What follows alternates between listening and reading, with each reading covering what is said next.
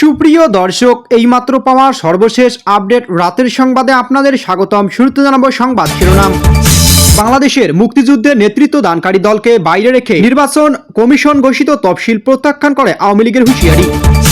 এদিকে ইনকিলাব মঞ্চের আহ্বায়ক শহীদ শরীফ ওসমান হাদির মৃত্যুতে বাংলাদেশ সরকার ও জনগণের প্রতি গভীর সমবেদনা জানিয়ে ইরানের শোক। এদিকে আজ হাতিয়ায় বিএনপির কার্যালয় ভাঙচুর করল বাংলাদেশ আওয়ামী লীগের নেতাকর্মীরা। বিএনপির 4 জন নেতাকর্মী আহত। এদিকে লালমনিরহাটে পাটগ্রাম উপজেলায় সীমান্ত শূন্য লাইন অতিক্রম করাকে বাংলাদেশ সীমান্তে অনুপ্রবেশ বিজিবির হাতে বিএসএফ সদস্য আটক।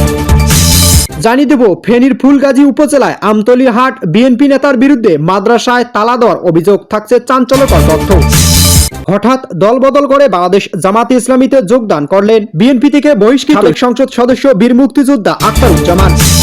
সুপ্রিয় দর্শক মন্ডলী, এতক্ষণ শুনছিলেন সংবাদ শিরোনাম। এবার জানাবো বিস্তারিত। তার আগে অনুরোধ থাকবে, ভিডিওটি ভালো লাগলে এবং সর্বশেষ আপডেট সংবাদ পেতে চ্যানেলটি সাবস্ক্রাইব করুন। ধন্যবাদ।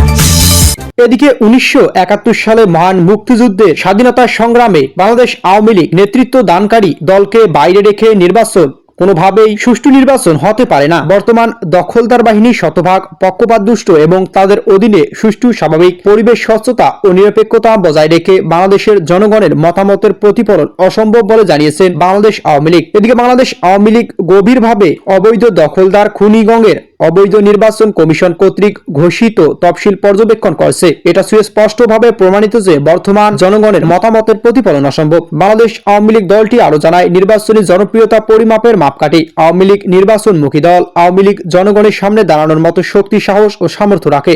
এদিকে বাংলাদেশ আওয়ামী লীগ দীর্ঘ রাজনৈতিক ইতিহাস টেনে বলা হয়, বাংলাদেশ আওয়ামী লীগ জন্মলগ্ন একটি সৎ, সাহসী এবং নিষ্ঠার সাথে দেশ পরিচালনা করছে, নির্বাচনে অংশগ্রহণ করছে এবং নির্বাচনে জয়ী হয়ে সরকার গঠন করছে।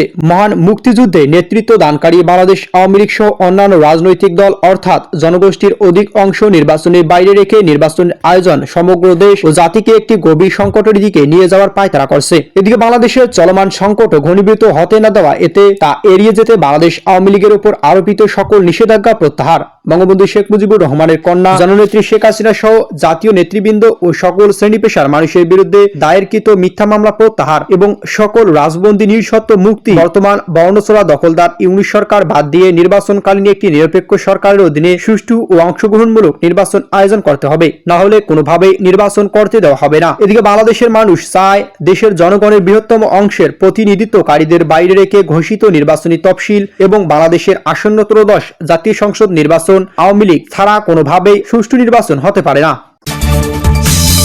এদিকে শরীফ ওসমান হাদির মৃত্যুতে ইরানের শোক। ইনকিলাব মঞ্চের আহ্বায়ক শহীদ শরীফ ওসমান হাদির মৃত্যুতে বাংলাদেশ সরকার ও জনগণের গভীর সমবেদনা জানিয়েছেন ইসলামীর প্রজাতন্ত্র ইরানের দূতাবাস। এক শোক বার্তায় তিনি এই কঠিন সময়ে বাংলাদেশের মানুষের সঙ্গে সংহতি প্রকাশ করেছেন এবং শান্তি ও স্থিতিশীলতা অব্যাহত থাকার প্রত্যাশা জানিয়েছেন। এক শোক বার্তায় বলা হয়েছে, শরীফ ওসমান হাদি মর্মান্তিক মৃত্যুতে বাংলাদেশ সরকার ও জনগণের প্রতি গভীর সমবেদনা জানাচ্ছে ইরানের দূতাবাস। একই শোকাবহ ঘটনায় গভীরভাবে দুঃখ প্রকাশ করছে এবং কঠিন এই সময়ে বাংলাদেশ মানুষের পাশে থাকার অঙ্গীকার ব্যক্ত করে। দূতাবাসের পক্ষ থেকে শহীদ শরীফ ওসমান হাদির পরিবার, সহকর্মী এবং একই ঘটনায় ক্ষতিগ্রস্ত সবার জন্য সান্ত্বনা ও শক্তি কামনা করা হয়েছে। একই সঙ্গে বাংলাদেশের জনগণ শান্তি, স্থিতিশীলতা ও সমৃদ্ধ অব্যাহত থাকার আশা প্রকাশ করা হয়েছে। প্রসঙ্গত, ত্রয়োদশ জাতীয় সংসদ নির্বাচন ও গণভোট তফসিল ঘোষণার পরদিন গত শুক্রবার জুমার নামাজের পর রাজধানী বিজয়নগর বক্স কালভার্ট রোড এলাকায় মোটরসাইকেলে আসা 2 সন্ত্রাসীর গুলিতে মারাত্মকভাবে আহত হন। এদিকে হাতিয়ায় বিএনপি কার্যালয় ভাঙচুর করল বাংলাদেশ আওয়ামী লীগ, আহত বিএনপির নেতাকর্মী 4 জন। আধিপত্য বিস্তারকে কেন্দ্র করে নোয়াখালী দ্বীপ উপজেলা হাতিয়ায় বিএনপির কার্যালয়ে হামলা চালিয়ে নেতাকর্মীদের কুপিয়ে ও পিটিয়ে আহত করার অভিযোগ উঠেছে বাংলাদেশ আওয়ামী লীগ নেতাকর্মীদের বিরুদ্ধে। এদিকে আজ সন্ধ্যার দিকে উপজেলা চরকিং ইউনিয়ন 6 নম্বর ওয়ার্ডের ভৈরব বাজারে বিএনপি কার্যালয়ে এই হামলার ঘটনা ঘটে।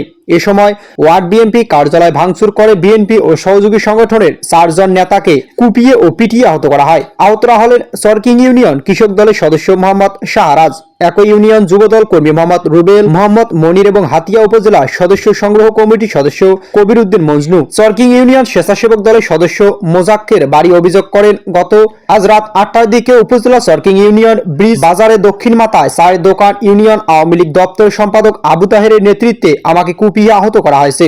আওয়ামী লীগ নেতাকর্মীরা কুপিয়ে আহত করে আওয়ামী লীগ নেতাকর্মীরা। ঘটনায় 4 দিন আওয়ামী লীগ নেতা আবু তাহের সহ 13 জনকে আসামি করে হাতিয়া থানায় আমি একটি মামলা দায়ের করি। এদিকে আজ মামলা আসামিদের গ্রেফতার করতে স্থানীয় ভৈরব বাজারে আসেন হাতিয়া থানা উপপরিদর্শক SI মাহবুবউদ্দিন। অভিযানে আমি এলাকার এজাহার নামীয় আসামি রিয়াজকে পুলিশে দেখিয়ে দেয়। এ ঘটনার জেরে আজ সন্ধ্যা 7টার দিকে চরকিং ইউনিয়ন ভৈরব বাজারে ওয়ার্ড বিএনপি কার্যালয় আওয়ামী লীগ নেতা আবু তাহেরের নেতৃত্বে তার অনুসারী রহিম মাঝি, দিদার, বিদ্যুৎ, আবুল কালাম বাশার ও জুয়েল হামলা চালায়। এ সময় তারা কৃষক দল নেতা শাহরাজকে কুপিয়ে গুরুতর আহত করে। এছাড়াও আরো 3 জনকে বেধড়ক পিটিয়ে জখম করে কার্যালয় ভাঙচুর চালায়। এদিকে বাংলাদেশ সীমান্তে অনুপ্রবেশ, বিজিবির হাতে বিএসএফ সদস্য আটক। লালমনিরহাটে পাটগ্রাম উপজেলায় সীমান্তে শূন্য লাইন অতিক্রম করে বাংলাদেশের অভ্যন্তরে প্রবেশ করায় ভারতীয় সীমান্ত রক্ষী বাহিনী বিএসএফ এক সদস্যকে আটক করেছে বর্ডার গার্ড বাংলাদেশ বিজিবি সূত্র জানায়, আজ বিকেল 4টার দিকে 51 বিজিবি রংপুর ব্যাটালিয়নের অধীনে পাটগ্রাম উপজেলার অঙ্গরপোতা বিওপির দায়িত্বপূর্ণ সীমান্ত এলাকায় এ ঘটনা ঘটে। সীমান্ত পিলার ডিএমপি 17 SR এর নিকটবর্তী ডাঙ্গাপাড়া এলাকায় ভারতীয় গরু ধাওয়া করার সময় প্রতিপক্ষ 174 অর্জুন বিএসএফ ক্যাম্পের সদস্য কনস্টেবল বেদ প্রকাশ শূন্য লাইন অতিক্রম করে বাংলাদেশের প্রায় 200 গজ ভেতরে প্রবেশ করেন। এ সময় অঙ্গরপোতা বিওপিতে দায়িত্বরত বিজিবির টহল দল বিষয়টি লক্ষ্য করে দ্রুত অভিযান চালিয়ে তাকে আটক করে এবং এ ক্যাম্পে নিয়ে আসে। বিজিবি জানায়, আটক বিএসএফ এর সদস্য কাছ থেকে একটি শটগান, 2 রাউন্ড গুলি, একটি ওয়্যারলেস সেট এবং একটি অ্যান্ড্রয়েড মোবাইল ফোন উদ্ধার করা হয়েছে। ঘটনার পরপরই বিষয়টি নিয়ে উভয় দেশের সীমান্তরক্ষী বাহিনীর মধ্যে যোগাযোগ শুরু হয়েছে। আটক বিএসএফ সদস্যকে নিয়ে পরবর্তী আইনগত ও কূটনৈতিক প্রক্রিয়া চলমান রয়েছে বলে জানিয়েছেন বিজিবি। এদিকে এ ঘটনার পর সীমান্ত এলাকায় কিছুটা উত্তেজনা দেখা দিলেও বর্তমান পরিস্থিতি স্বাভাবিক রয়েছে। যে কোনো অপ্রীতিকর পরিস্থিতি এড়াতে বিজিবি সীমান্তের সতর্ক অবস্থানে রয়েছেন। এদিকে বিএনপি নেতার বিরুদ্ধে মাদ্রাসায় তালা দেওয়ার অভিযোগ। ফেনীর ফুলগাজী উপজেলা আমজাদহাট দারুল কোরআন ইসলামিয়া মাদ্রাসা ও এতিমখানায় তালা দেওয়ার অভিযোগ উঠেছে স্থানীয় বিএনপির সাংগঠনিক সম্পাদক আনোয়ার হোসেন টিপু ও তার অনুসারীর বিরুদ্ধে। এ সময় হামলাকারীদের মারধরের শিকার হয় মাদ্রাসা হাফেজ আহমদ হোসাইন। এদিকে 50 থেকে 60 জনের একদল যুবক মাদ্রাসায় এসে এতিমখানা ছাত্রদের বের করে দিয়ে সেখানে তালা মেরে দেয়। পরবর্তী মাদ্রাসার শিক্ষক হাফেজ আহমদ হোসাইন বাধা দিতে গেলে তাকে মারধর করে। অফিস কক্ষে তালা দেয়। পরবর্তীতে একে একে মাদ্রাসার সব কক্ষে তালা দিয়ে সবাইকে চলে যেতে বলে। ঘটনার পরপরই 999 নম্বরে কল করে ফুলগাজী থানা পুলিশের সহায়তা চায়। রাতেই ঘটনাস্থল পুলিশ এ টিম উপস্থিত হয়। ফুলগাজী থানা ওসি তদন্ত নুরুল ইসলাম জানান, 999 নম্বরে কল পেয়ে পুলিশের একটি টিম ঘটনাস্থলে গিয়েছিল। মূলত কমিটি নিয়ে বিরোধের কারণে মাদ্রাসা তালাবদ্ধ ছিল। এদিকে মাদ্রাসায় তালা ঝুলানো বিষয়টি চারিদিকে জানাজানি হলে বিকেলে তালা খুলে দেওয়া হয়। এদিকে হঠাৎ দেখি আমার দাম বাইরে গেছে। এখন বুঝতে পারছে বিএনপির ঘরের একটি মোটা খুঁটি ছিলাম। হঠাৎ দলবল নিয়ে দল বদল করে বাংলাদেশ জামাত ইসলামীতে যোগদান করা বিএনপি থেকে বহিষ্কৃত সাবেক সংসদ সদস্য বীর মুক্তিযোদ্ধা মেজর আখতারুজ্জামান বলেছেন, হঠাৎ দেখছি আমার দাম বেড়ে গেছে। বিএনপি অনেক বন্ধু ফেসবুকে আমাকে নিয়ে লেখালেখি করছে, এতে আমি শুকরিয়া জানাই। তারা এখন বুঝতে পারছে আমি তাদের ঘরের একটি মোটা খুঁটি ছিলাম। তিনি বলেন, আমি নিজে দল ছেড়ে আসিনি, আপনারা আমাকে বের করে দিয়েছেন।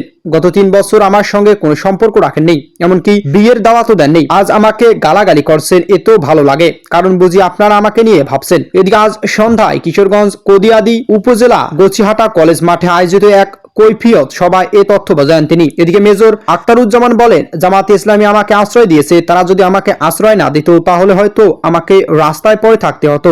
এ বয়সে নতুন করে ঘর বা দল গড়ার সামর্থ্য আমার নেই। আমার ঘরে চাল নেই, চুলা নেই, আমি কিভাবে নতুন ঘর বানাবো? এ বয়সে কেউ আমাকে আশ্রয় দেবে না, কিন্তু জামাতে ইসলাম আমাকে আশ্রয় দিয়েছে, এজন্য আমি তাদের প্রতি কৃতজ্ঞ এবং কৃতজ্ঞতা আজীবন থাকবো।